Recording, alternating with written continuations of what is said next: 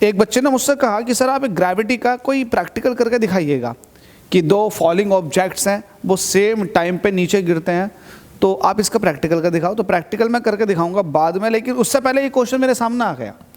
तो आइए समझते हैं इस क्वेश्चन को। और इस क्वेश्चन में कहीं ना कहीं वैसे ही सब कुछ है जो बच्चा मुझसे पूछना चाह रहा था।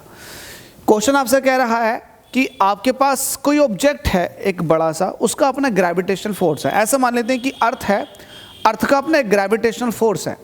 अगर अर्थ के चारों तरफ कोई एक सैटेलाइट घूम रही है तो वो अर्थ उसको अट्रैक्ट करने की कोशिश करेगी। तो लेट अस सपोज कि मेरे पास ये अर्थ है। आप समझने की कोशिश करना मैं क्वेश्चन क्या कहना चाह रहा हूँ। एक सैटेलाइट ये है और एक बहुत बड़ा सा ऑब्जेक्ट ये है। अब ये दोनों ही चीज़ें अर्थ की तरफ को आ रही हैं, अर्थ की तरफ को, ये दोनों ही ऑब्जेक्ट अर्थ की तरफ को आ रहे हैं।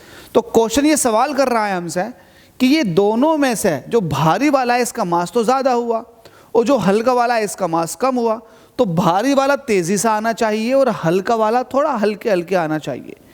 तो ज़रा इस पर प्रकाश डालते हैं, क्या ये बात सच है कि भारी वाला पहला आना चाहिए और हल्का वाला बाद में? तो देख लेते हैं क्या है।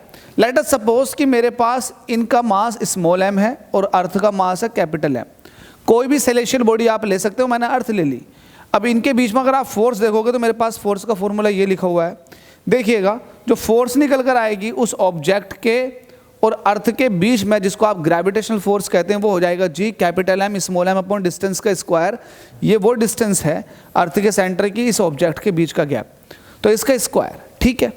अब मुझे पता है कि ये जो ग्रेविटेशनल फोर्स होती है ये mg के इक्वल होती है। ग्रेविटेशनल फोर्स किसके इक्वल होती है? mg के। जो फॉलिंग ऑब्जेक्ट है उसका mass into gravitational acceleration of the earth, that is mg। अब आप इसको जैसे ही इक्वल रखते हैं तो m से m कट जाता है, स्मॉल g की वैल्यू आ जाती है g m upon r square. तो यहाँ पर आप स्मॉल g की वैल्यू को आप देख सकते हैं capital G capital M upon distance का स्क्वायर। तो आप इससे क्या पता लगा रहे हो? इससे ये पता चल रहा है कि अगर किसी भी बॉडी का ग्रेविटेशनल एक्सीलरेशन देखोगे तो उस बॉडी का खुद का मास होगा और वो डिस्टेंस या फिर उसका खुद का रेडियस भी होगा। अगर डिस्टेंस ये बहुत कम है तो रेडियस के बराबर ले लेते हैं, तो उसका खुद का रेडियस चाहिए और उसका खुद का मास चाहिए। मतलब ग्रेविटेशनल एक्सीलरेशन किसी दूसरे ऑब्जेक्ट के मास पर डिपेंड नहीं कर रहा। क्लियर? किसी दूसरे ऑब्जेक्ट के मास पर डिपेंड नहीं कर रहा, अपने खुद के मास पर डिपेंड कर रहा। अगर मेरा बहुत अच्छा खिंचाव है तो मेरा ग्रेविटेशनल एक्सीलरेशन है कुछ, तो मेरा मास कुछ और होगा। लेट अस सपोज कोई और दूसरा ऑब्जेक्ट है, उसका ग्रेविटेशनल एक्सीलरेशन उसके खुद के मास पर डिपेंड करेगा, उसकी खुद की रेडियस पर डिपेंड करेगा।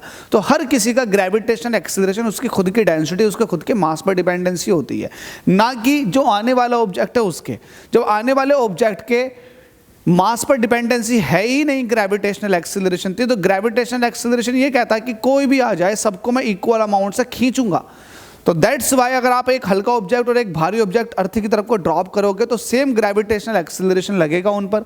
दैट्स वाई वो सेम अमाउंट से नीचे को आएंगे। उम्मीद करता हूँ समझ में आ गया होगा।